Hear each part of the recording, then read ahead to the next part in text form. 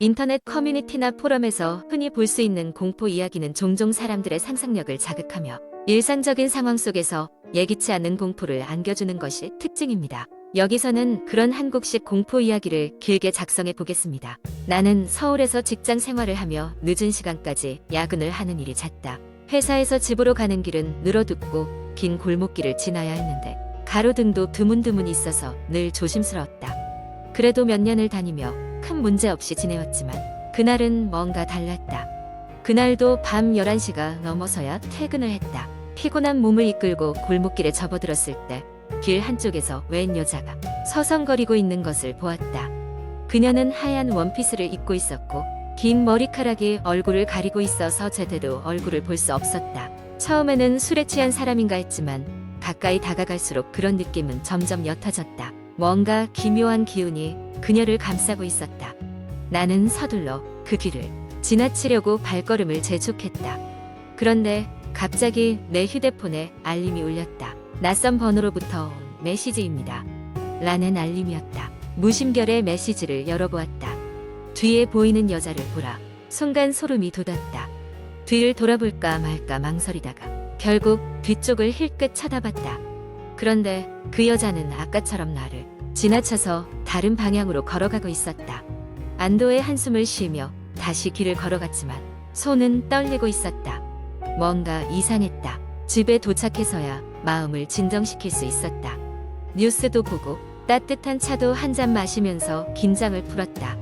그러다가 휴대폰을 다시 확인했다. 하지만 그 메시지는 없었다. 기록도 알림도 없었다. 착각이었나 싶어 넘어가기로 했다.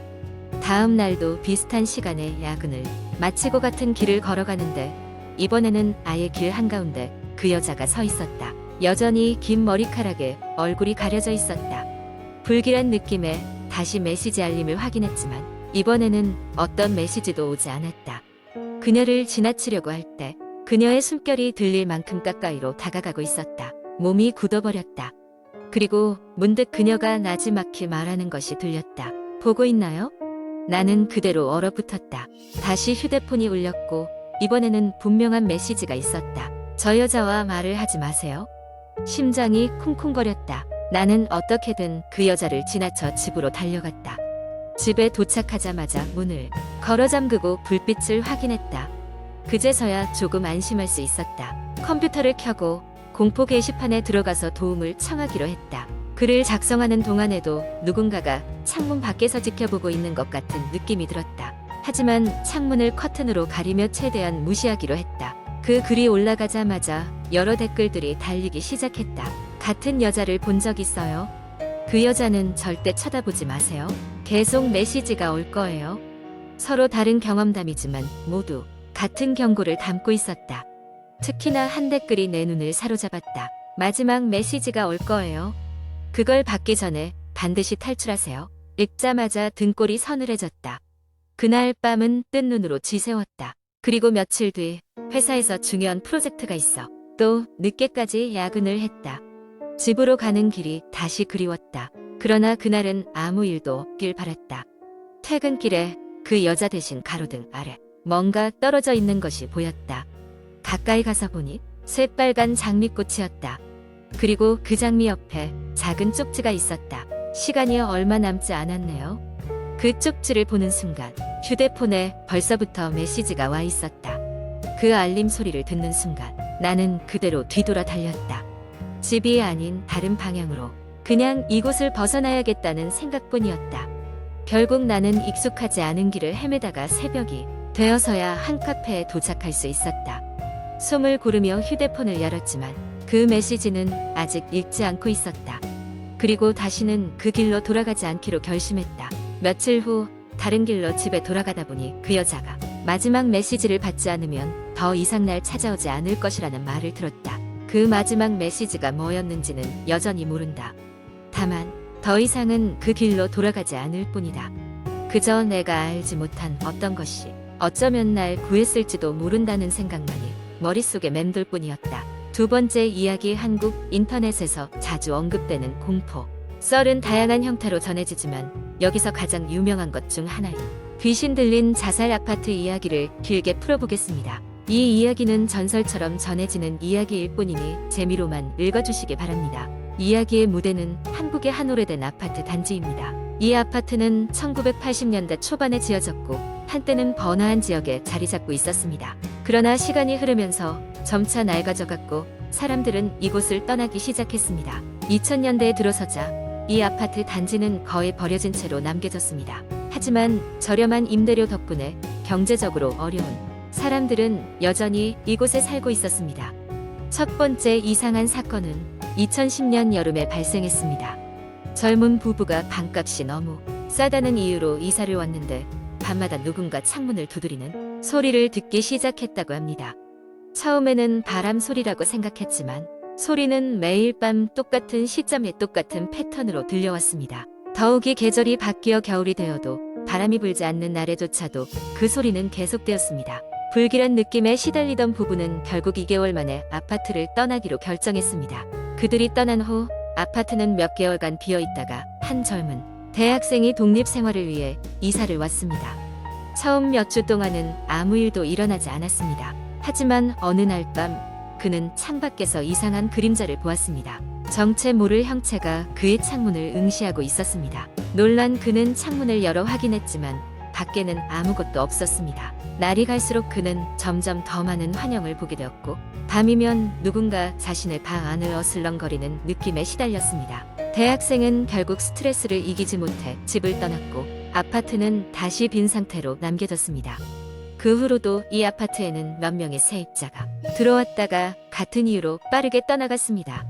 누군가는 환청에 시달렸고 누군가는 아무 이유 없이 공포에 질렸다고 했습니다. 이상한 일련의 사건들은 이내 지역 사회에 유명해졌고 귀신 들린 아파트라는 소문이 돌기 시작했습니다. 몇 년 뒤 이 아파트의 비밀을 파헤치기로 작정한 파라노말 연구 그룹이 이곳을 찾았습니다. 그들은 밤을 새우며 카메라와 레코더를 설치하고 초자연적인 현상을 기록하려고 했습니다. 처음에는 별다른 일이 일어나지 않아서 그들 중 몇 명은 실망했지만 한참이 지나자 카메라 하나가 갑자기 꺼졌습니다. 동시에 그들은 알 수 없는 기이한 소리와 함께 차가운 바람이 방을 휘감는 것을 느꼈습니다. 이들이 녹음한 소리를 분석한 결과 희미한 속삭임과 함께 반복되는 한 마디의 한국어를 알아들을 수 있었습니다. 도와줘 라는 소리였죠. 그들은 그제서야 아파트의 소문이 단순한 이야깃거리가 아닐지도 모른다는 생각을 확신하게 되었습니다. 알 수 없는 힘에 이끌리듯 아파트의 지하실로 통하는 계단을 따라 내려갔고 거기에서 한 오래된 문서를 발견했습니다. 문서에는 이 아파트가 지어지기 전 이곳에서 있었던 끔찍한 사건에 대한 기록이 있었습니다. 1970년대 말 이 지역에는 작은 정신병원이 있었고 그 병원에서는 무리한 실험과 학대가 이루어졌다는 기록이었습니다. 결국 병원은 폐쇄되었고 그 후에 아파트가 세워진 것입니다. 그 영혼들의 고통이 여전히 이곳에 남아 사람들을 괴롭히고 있었던 것이었습니다. 연구 그룹은 발견한 사실을 바탕으로 아파트를 떠날 준비를 했지만 마지막 밤 그들은 더 강렬한 악몽에 시달려야 했습니다. 배경도 없이 갑자기 무너져 내리는 천장과 발밑의 틈새 그리고 무수한 손길이 그들을 잡아 끌려고 했습니다. 간신히 빠져나와 아침이 되어서야 그들은 이 아파트를 떠날 수 있었고 그 이후로 다시는 그곳을 찾지 않았다고 합니다. 이후로도 아파트는 방치되다가 결국 철거되었습니다. 그러나 여전히 그 자리를 지나갈 때마다 사람들은 이유를 모를 불안감과 서늘함을 느낍니다. 귀신이 거주했던 아파트는 사라졌지만 그 기억은 사람들 속에 영원히 남아있는 것 같습니다. 이 이야기는 단순한 창작물일 뿐 실제로 존재하는 사건이나 인물과는 무관함을 다시 한번 강조드립니다. 공포 이야기는 사람들에게 선을 한 재미를 주는 요소일 뿐이니 무서운 이야기를 들었다 하더라도 편한 한마음으로 일상생활을 즐기시기 바랍니다. 세 번째 이야기 나는 서울에서 태어나고 자란 평범한 20대 대학생이다. 대학 생활을 하면서 나는 기숙사에 살았는데 그곳에서는 여러 가지 흥미로운 이야기들이 많았다. 특히 밤이 되면 친구들 사이에서 자주 나눴던 이야기가 바로 학교에 얽힌 공포썰이었다. 우리 학교는 역사가 깊어 오래된 건물이 많았는데 학생들이 주로 무섭다고 하는 곳은 구관 건물이었다. 6층으로 이루어진 구관은 근대 건축, 양식을 그대로 간직하고 있었고 몇몇 강의실은 사용되지도 않은 채 그대로 방치되어 있었다. 전설에 따르면 이곳에는 몇십 년 전에 한 여학생이 비극적으로 생을 마감했다는 이야기가 전해 내려왔다. 어느 날 밤 나는 술자리에서 돌아와 기숙사로 향하는 길에 구간 앞을 지나게 되었다. 평소에는 그냥 지나치던 곳이었지만 그날따라 왠지 모를 호기심이 생겼다. 들어가 볼까? 갑자기 그런 생각이 들었다. 뭐 별것 있겠어? 하는 마음에 나는 발걸음을 구간 쪽으로 옮겼다. 문이 열리자 삐그덕거리는 소리와 함께 오래된 먼지 냄새가 코를 찔렀다. 휴대폰 플래시를 켜고 천천히 복도를 따라 걸었다. 적막함 속에 내 발소리만이 또각또각 울렸다. 복도 끝에 다다르자 나는 2층으로 올라가는 계단을 발견했다. 그 계단도 역시 낡아 삐거덕거렸다. 계단을 올라 도착한 2층에는 오래된 강의실이 늘어서 있었다. 왠지 모르게 끌리는 한 강의실로 발걸음을 옮겼다. 문을 열자 녹슨 책상과 의자, 그리고 벽의 낙서들이 눈에 들어왔다. 그중 한 벽면에 적힌 낙서는 다른 것들과는 달리 유난히 선명했다. 나를 찾아줘. 뭔가 오싹한 기운이 느껴져 얼른 고개를 돌렸다. 그 순간 갑자기 복도 끝에서 바람 소리가 들려왔다. 창이 열렸나 싶어 복도로 나갔지만 모든 창문은 닫혀 있었다. 순간 등줄기를 타고 소름이 쫙 돋았다. 어둠 속에 나는 무언가가 나를 응시하고 있는 듯한 느낌이 들었다. 그 상황에서 이성적으로 생각할 겨를도 없이 본능적으로 나는 계단을 내려와 도망치듯 건물 밖으로 빠져나왔다. 그 후로 구간 근처에는 가지 않기로 마음먹었지만 호기심은 쉽게 사그라들지 않았다. 기회가 될 때마다 친구들에게 그날 일을 이야기했다. 그러던 중 한 선배가 내게 다가왔다. 그는 내가 겪은 일을 진지하게 들으며 그곳에 얽힌 전설에 대한 이야기를 더 들려주었다. 그 여학생 말이야. 그 강의실 근처에서 종종 목격된다는 이야기가 있어. 특히 밤만 되면 나타난다고 하더라고. 그래서 그곳엔 괜히 가지 않는 게 좋아. 선배의 경고에도 불구하고 나의 호기심은 전보다 더 커져만 갔다. 정말로 그 여학생의 영혼이 구간을 떠돌고 있는 걸까? 그리고 왜 그가 나를 찾아줘라고 했을까? 몇 주가 지나고 나는 다시 한번 그곳에 가보기로 마음먹었다. 이번에는 혼자가 아닌 친구 한 명과 함께였다. 우리는 밤늦게 구간으로 다시 향했다. 문은 여전히 쉽게 열렸고 우리는 손전등을 손에 쥔 채 천천히 건물을 탐험하기 시작했다. 그렇게 2층까지 올라가 지난번 그 강의실 문 앞에 섰다. 친구와 함께 안으로 들어가 조심스레 방을 살펴봤다. 오랜 시간이 지나도 의문의 낙서는 지워지지 않은 채 그대로 있었다.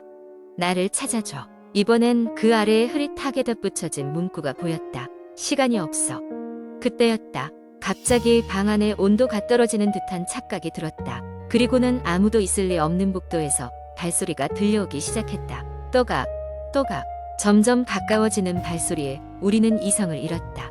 이건 장난이 아니야. 친구가 떨리는 목소리로 말했다. 우리는 서둘러 방을 나와 계단을 내려가며 도망쳤다. 그 일 이후로 우리 둘은 다시는 구간 근처에 가지 않았다. 그리고 시간이 조금 지나 다른 친구들 역시 비슷한 체험을 했다는 이야기를 들을 수 있었다. 이상하게도 그 자리에 다녀온 사람들은 모두 어딘가 퍼즐 조각이 빠진 듯한 착각에 빠져들었다. 마치 그곳에서 무언가 해결되지 않은 이야기가 우리 등 뒤를 따르는 듯한 느낌을 남겼다.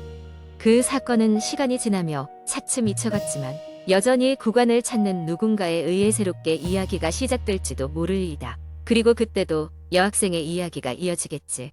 어둠 속에서 나를 찾아줘라고 외치는 그 목소리를 누군가는 분명히 듣게 될 테니 말이다.